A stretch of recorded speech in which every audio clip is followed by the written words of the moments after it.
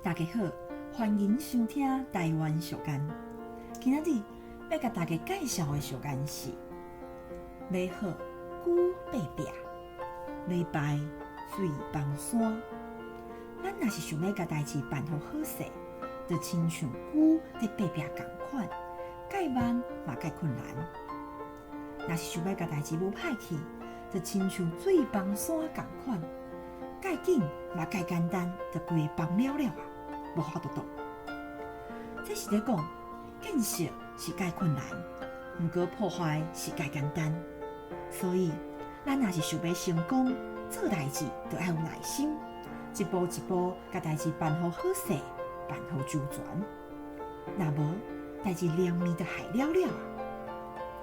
以上，感谢收听。